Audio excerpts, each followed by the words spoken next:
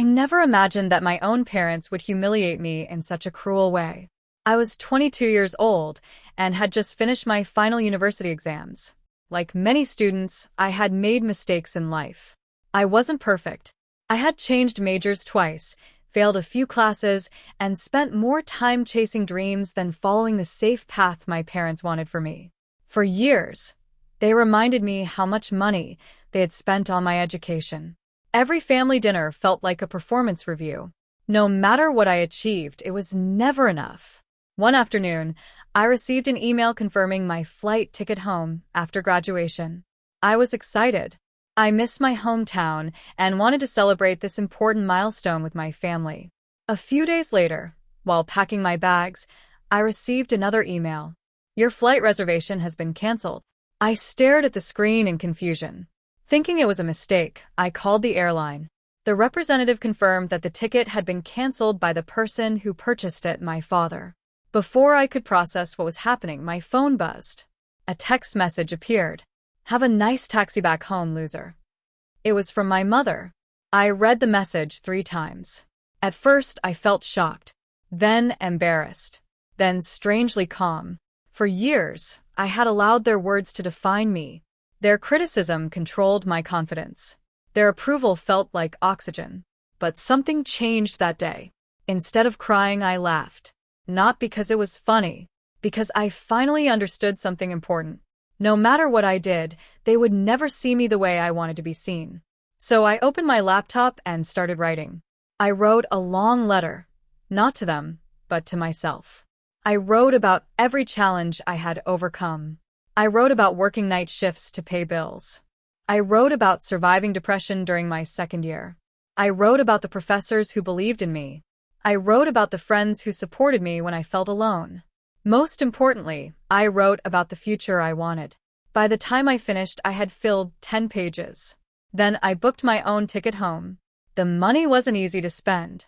It was nearly everything left in my account. But for the first time in my life, I wasn't traveling on someone else's generosity. I was traveling on my own terms.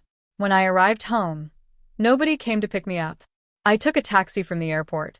The driver was an older man who loved telling stories. At one point he asked, "Family coming to greet you?" I smiled. No. But that's okay. He looked at me in the rearview mirror. You know, he said, sometimes the family you build becomes stronger than the family you're born into. Those words stayed with me. Over the next few months, I focused on finding a job. It wasn't glamorous. I worked long hours. I faced rejection after rejection.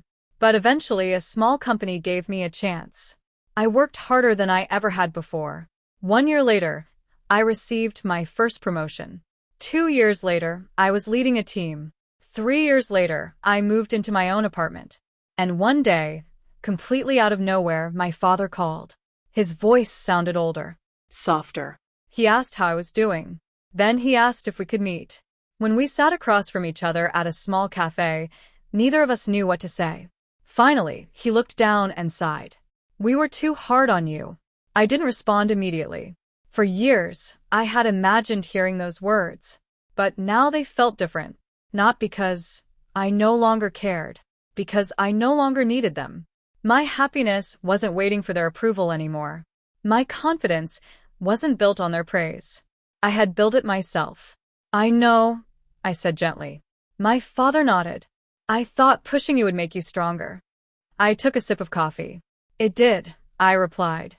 But not in the way you expected. For the first time, we spoke honestly, not as parent and child, but as two imperfect people trying to understand each other. That night, I opened the same document I had written years earlier. At the bottom, I added one final sentence. The greatest success wasn't proving them wrong. It was learning that my worth never depended on their opinion. Then I smiled and saved the file. Because sometimes the worst message you receive becomes the beginning of the best chapter of your life.